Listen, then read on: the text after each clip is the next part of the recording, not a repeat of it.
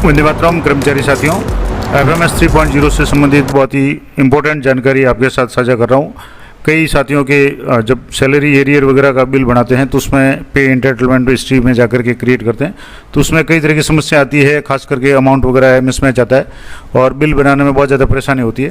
तो इसका सबसे अच्छा जो समाधान है वो है बिल करेक्शन ऑप्शन। FMS 3.0 पे आप बिल करेक्शन से किसी भी तरह का कितना भी पुराना सैलरी एरियर बना सकते हैं। एक साथी है जिनका मैं आपको यहाँ बता दूँ, यहाँ से जैसे मैंने सैलरी एरियर जिनका बाकी था ये यहाँ से आप देखेंगे तो मार्च 2008 यानी मार्च 2008 से लेकर के ये 2017 तक 16 तक का जो एरियर है, दिसंबर 2016 तक का एरियर, ये पूरा एरियर बकाया था और मैंने कुछ दिन पहले दिसंबर 15 तक का एरियर बना दिया था। अब एक साल का एरियर यानी जनवरी 16 से लेकर के यहाँ से जनवरी 16 से लेकर के दिसंबर 16 तक का एरियर अभी बकाया है, तो वो FMS 3.0 पे कैसे बनाएंगे बिल करेक्शन ऑप्शन से। बहुत ही सरल तरीका है, आसानी से आप किसी भी कार्मिक का कितना भी पुराना एरियर अगर है, सैलरी एरियर वगैरह, तो आप बना सकते हैं। तो इसके लिए आपको साला दर्पण या FMS 3.0 पे DDO लॉगिन में आना है। DDO लॉगिन में आने के बाद में बिल्स में जाना है और आपके यहाँ एक ऑप्शन है बिल करेक्शन, यहाँ बिल करेक्शन है, इस पर आपको क्लिक करना है। और एक पहला जो ऑप्शन है बिल करेक्शन बल्क, इस पर आपको क्लिक करना है। बिल करेक्शन बल्क पे आप क्लिक करेंगे तो यहाँ इस तरीके से आपके ऑप्शंस आएंगे। अब आपको ऑल सेलेक्ट करके एम्प्लॉय को मैक्सिमम जो संख्या सेलेक्ट करके उस एम्प्लॉय को आपको यहाँ से सर्च करना है जिनका आपको बिल करेक्शन से सैलरी एरियर बनाना है। यहाँ से जैसे मैं कार्मिक को यहाँ से लिस्ट में से सिलेक्ट कर रहा हूँ जिनका भी बनाना है, तो वो कार्मिक आप यहाँ से सिलेक्ट करके उनके नाम के आगे यहाँ से जैसे ये कार्मिक हो गए, अब इनके नाम के आगे सेलेक्ट पे क्लिक करना है। यहाँ सेलेक्ट पे क्लिक करने के तो आपके सामने इस तरीके से इनका बिल करेक्शन बल्क ऑप्शन आएगा, नाम आ जाएगा, एम्प्लॉय आईडी आएगी। अब यहाँ दो ऑप्शन आ रहे हैं, डाउनलोड फॉर्मेट और अपलोड फाइल। तो पहले आपको फॉर्मेट डाउनलोड करना है, उसके बाद में फाइल अपलोड करनी है। तो यहाँ फॉर्मेट डाउनलोड पे आप क्लिक करेंगे तो यहाँ मैं फॉर्मेट डाउनलोड पे जैसे क्लिक कर रहा हूँ तो आपको यहाँ दो तीन चीज़ें जो खास इंपॉर्टेंट ध्यान रखनी है। पहली तो आपको प्रोसेस में आपको यहाँ से सैलरी एरियर है तो ये सैलरी एरियर रहने दें, यहाँ सैलरी एरियर आपको सेलेक्ट करना है। दूसरा है रीजन। अब रीजन आप किस लिए कर रहे हैं, ACP है, MACP है। अगर ACP का एरियर है तो भी आप इस तरीके से बना सकते हैं। सस्पेंशन, रिवोकेशन है, चेंज इन पे कमीशन है, अदर रीजन है। कुछ भी नहीं है तो आप अदर रीजन इसमें सेलेक्ट कर लीजिए।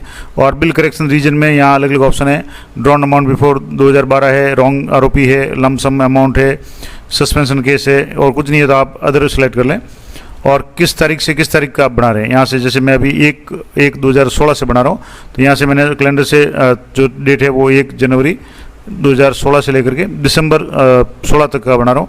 तो यहाँ से मैंने दिसंबर 16, 31 दिसंबर 16 ये सेलेक्ट कर ली। बिल टाइप में आपके सैलरी ही आएगा तो आप सैलरी रखना है।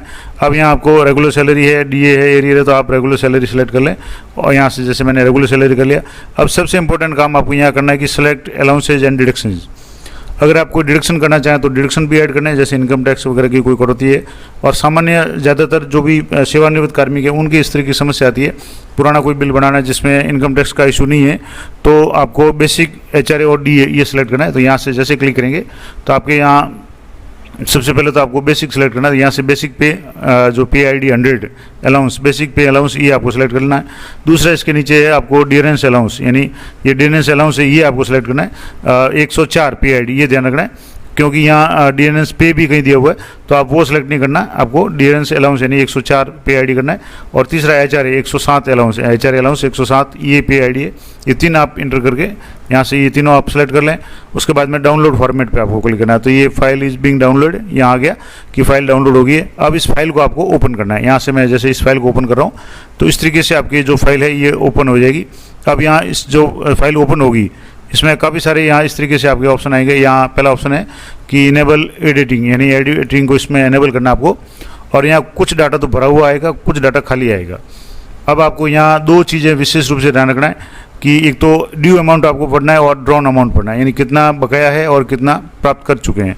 तो जो आपने अभी जो शीट बनाई थी यहाँ से जैसे ये शीट है, अब यहाँ आपके दो तरह के ऑप्शन है। यहाँ जैसे आप देखेंगे तो पे ड्रॉन और पे ऑलरेडी ड्रॉन और पे टू बी ड्रॉन, यानी कितना मिलना था और कितना मिला। जैसे मान लो जनवरी 16 की बात करें तो इनका बेसिक 17,680 है, ये मिलना था टू बी ड्रॉन, जबकि मिला है इनको 14,620, यानी 17,680 मिलना था लेकिन 14,620 ही मिला है।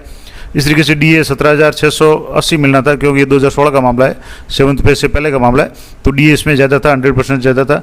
तो DA इनको यहाँ जैसे ये 17 तो बेसिक था, DA इनको 22,100 जो मिलना था, जबकि इसकी जगह DA इनको मिला है 18,275, यानी 18,000 मिला है, जबकि 22,000 मिलना था। तो इस तरीके से ये जो अमाउंट है ये आपको इसमें जा कर के चेक करना है। अब यहाँ जो भी अमाउंट है, जैसे यहाँ एक तो यहाँ ध्यान रखना है कि ये पे मंथ आप जरूर देख लें कि जैसे 1 है, 10 है, 11 है, जिस पे मंथ का है वो सबसे ज़्यादा आपका इसमें जो ध्यान रखने वाली बात है वो इसी एक्सेल सीट में है, और आपको कुछ नहीं करना है, सिर्फ एक्सेल सीट है उसको आपको गौर से ध्यान रख करके करना है। दूसरा, यहाँ इसकी जो साइज़ वगैरह है इसको आप कम ज़्यादा नहीं करें, जो सेल दी हुई है इसकी साइज़ को न तो लेफ़्ट राइट मोड़ है, यहाँ इसको बड़ा करना चाहे तो वो भी नहीं करें, कोई भी आपको चेंज नहीं करना है। जो भी अमाउंट भरना है, जैसे यहाँ बेसिक है ड्यू अमाउंट और ड्रॉन अमाउंट, ये 1 और 2016 यानी जनवरी 2016 में इसका ड्यू अमाउंट कितना था और ड्रॉन अमाउंट कितना था। तो यहाँ से जैसे मैं यहाँ गया तो जनवरी 16 में जो ड्यू अमाउंट था, जैसे यहाँ से ये जनवरी आ गया तो बेसिक है 17,680 है और 14,620, तो मान लो जैसे मिला है 14,620, तो यहाँ आपको जो मिला है वो एंटर करना है। तो ड्रॉन अमाउंट है 14,620 है, तो यहाँ से जब मैंने ये एंटर कर लिया, और ड्यू अमाउंट यानी कितना मिलना था तो वो आपको यहाँ भरना है। तो यहाँ से आप देख लें मिलना था इनको 17,680, तो ये आप यहाँ 17,680 यहाँ कर लें, यहाँ से जैसे 17,680 ये कर लिया। इस तरीके से आपको ये जो कॉलम 2 है इसमें जो जो भरे हुए हैं वो देख लें सही है, तो जो जो बाकी है उनको सबको भरना है, और जहाँ जहाँ बिल नंबर नहीं है वहाँ आप बिल नंबर भी कॉपी करके भर सकते हैं। तो इसको एक बार पूरा भर दें जितना भी आपके है। अब जितना लंबा एरियर होगा ये एक्सेल सीट बहुत ज़्यादा होगी।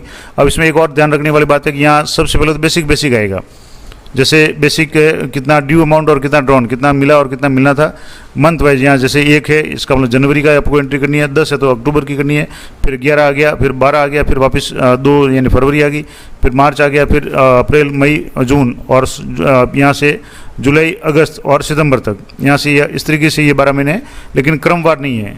तो जब आप जो एरिया शीट आपने बनाई है उससे इस एक्सेल में एंट्री करते हैं तो बहुत ध्यान से करनी है, क्योंकि इसमें क्रमवार नहीं है, जनवरी आ रहा है, फिर सितंबर आ रहा है, दिसंबर आ रहा है, इस तरीके से अक्टूबर आ रहा है, अलग अलग महीने आ रहे हैं। ये बेसिक सारी एंट्री करने के बाद में आपको यहाँ से DA की एंट्री करनी है कि DA कितना मिलना था, कितना मिला। तो DA भी आपके साल वाइज है, साल का, जैसे ये 2016 का सारा मामला है। अगर 2015 का होता तो उसमें भी आपके अलग अलग होता। तो ये सबसे इंपॉर्टेंट काम इसमें जो ध्यान रखना है वो इस एक्सेल सीट में ही है। एक्सेल सीट आपको मैं पूरी भर करके बताता हूँ। यहाँ से जैसे मैंने एक दूसरी एक्सेल सीट है वो यहाँ पूरी भर ली है। यहाँ जितने भी ड्यू और ड्रॉन अमाउंट था ये सारा मैंने भर लिया है। अब यहाँ आपको जो भी आपके यहाँ से जैसे कुछ बिल्स बाकी है, बिल्स नंबर आपको एंटर करना है। तो यहाँ से मैं जैसे बिल नंबर कॉपी करके यहाँ आपको बता देता हूँ। बिल नंबर कॉपी करने के बाद कैसे करेंगे, तो इस तरीके से ये सारे बिल्स नंबर आप चेक कर लें और ये एक्सेल पूरी आप इसको फीड कर लें। ड्यू अमाउंट, ड्रॉन अमाउंट ये जरूर ध्यान रखें और यह मंथ जरूर देख लें। अब साल अलग अलग है तो अलग अलग साल की एक्सेल बनेगी। थोड़ा सा पेचीदा काम है लेकिन यही काम आपके इसमें ज़्यादा है। ये जैसे पूरा हो गया, अब आप वापस IFRS 3.0 पे आएंगे और जो फाइल आपने एक्सेल है वो डाउनलोड की थी अब आप उसको अपलोड करना है। जो आपने अच्छी तरह से तैयार कर ली उसको आपको यहाँ अपलोड करना है। यहाँ वापस अपलोड पे ऑप्शन पे आएंगे। यहाँ अगर मान लो टाइम होता है तो आप वापस बिल करेक्शन में जाकर के जो भी ये डेट वगैरह सेलेक्ट करेंगे।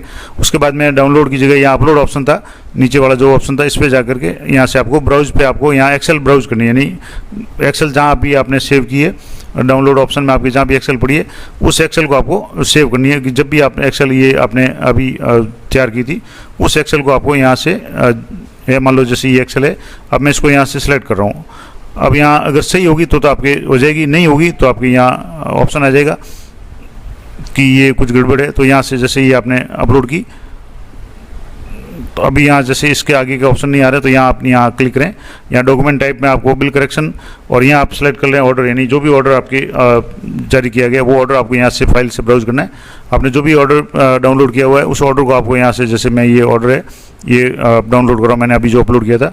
अब यहाँ आपको सबसे ध्यान रखना है कि अगर इस फाइल में आपने कुछ भी चेंज किया है, खास करके जैसे रो कॉलम हाइट की कम ज़्यादा की है, ऐसा कुछ किया है तब तो आपके ये एरर बताएगा, नहीं तो आपके अपलोड हो जाएगा। अगर ये सक्सेसफुल अपलोड हो गया तो उसके बाद का काम बहुत कम हो जाएगा, आपका आसान काम हो जाएगा।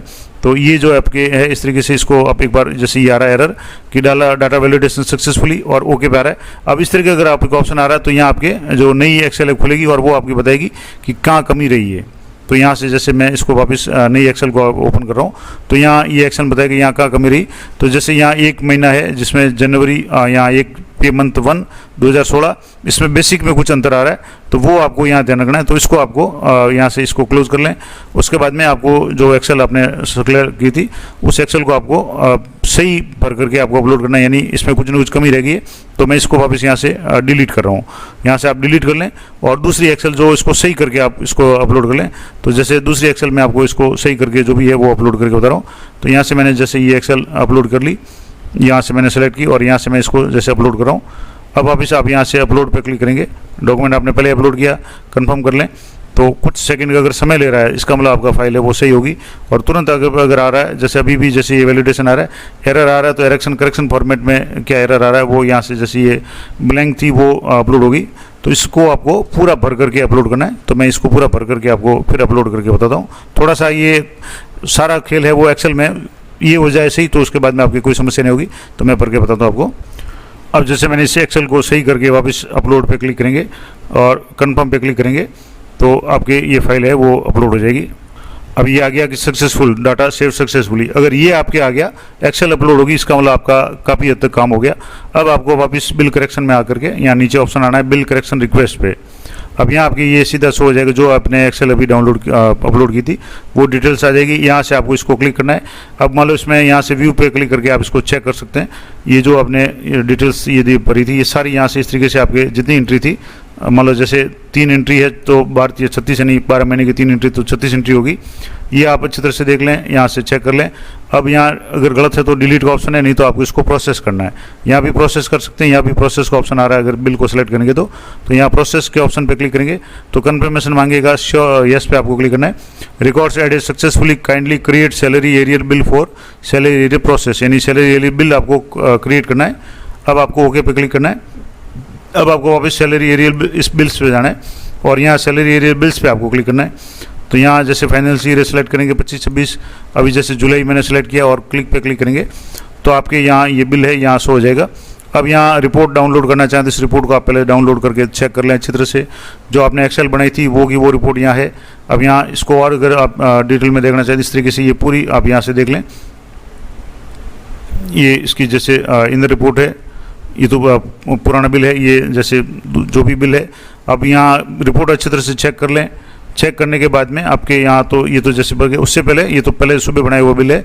अब यहाँ एरियर पे आपको क्लिक करना है और यहाँ आपको जो है ये जो नया बिल बनाया था वो यहाँ आएगा। अब यहाँ आपके अमाउंट आ गया, यहाँ जैसे ये नाम आ गया, अमाउंट चेक कर लें। जैसे अलाउंसेज है 93,000 है, उसके बाद में टोटल अमाउंट है, अप्रूव्ड है। अब यहाँ व्यू का ऑप्शन है और कन्फर्म का ऑप्शन है। तो यहाँ से आप इसको कंफर्म पे क्लिक करेंगे, यानी ये आपका बिल है वो कंफर्म पे क्लिक करेंगे, ओके पे क्लिक करेंगे, येस पे क्लिक करेंगे। अब आपका ये बिल कंफर्म हो गया, यानी ये बिल सक्सेसफुली जनरेट हो गया। अब जनरेट होने के बाद आप बिल को फॉरवर्ड करेंगे तब आपको सैलरी एरियर में आना है। तो पहले आपको सैलरी एरियर में आना है, उसके बाद में सैलरी एरियर बिल्स में आना है। तो यहाँ से जैसे ओके कर लिया, ओके करने के बाद में अब आपको सैलरी एरियर बिल्स में आना है। अब वापस आप सेलेक्ट करेंगे तो एक मैंने सुबह बनाया था वो भी शो होगा और एक अभी बनाया वो भी शो होगा, ये 2 शो होंगे। तो आप जो भी आप भेजना चाहें, जिसको भी भेजना चाहें उसको यहाँ से सेलेक्ट कर लें और यहाँ से अगर प्रोसेस करेंगे तो सीधा ट्रेजरी फॉरवर्ड हो जाएगा। लेकिन यहाँ अमाउंट एक बार चेक कर लें और जो भी PDF आपको अपलोड करनी है तो यहाँ बिल नंबर पे आप क्लिक करेंगे तो ये आपके इस तरीके से अमाउंट है। आप रिपोर्ट यहाँ से देख सकते हैं, जो रिपोर्ट हमें 93,100 इसका जो अमाउंट हुआ था उसकी सारी रिपोर्ट आप अच्छी तरह से चेक कर लें कि जितना भी ये बिल बना था ये सारा यहाँ इस तरीके से शो हो जाएगा।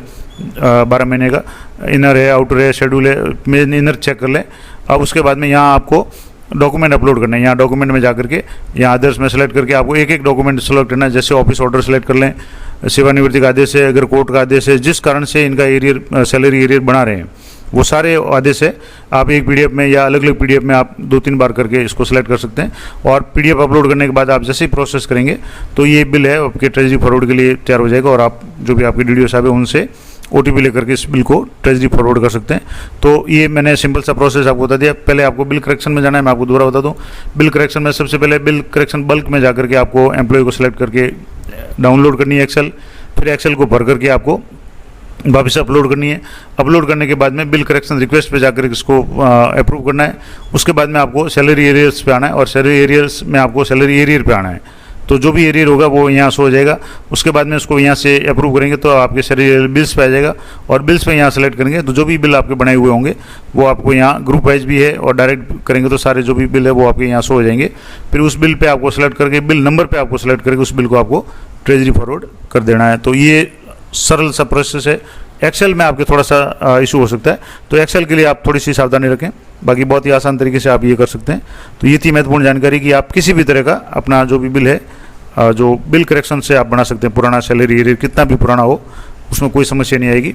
एक्सेल आपके जो भी बनी हुई है वो सही बननी चाहिए, उसी की एंट्री आप करेंगे तो सारा हो जाएगा। जानकारी अच्छी उपयोगी लगी तो लाइक करें, शेयर करें। मिलते हैं नेक्स्ट वीडियो में, तब तक जय हिंद, जय भारत।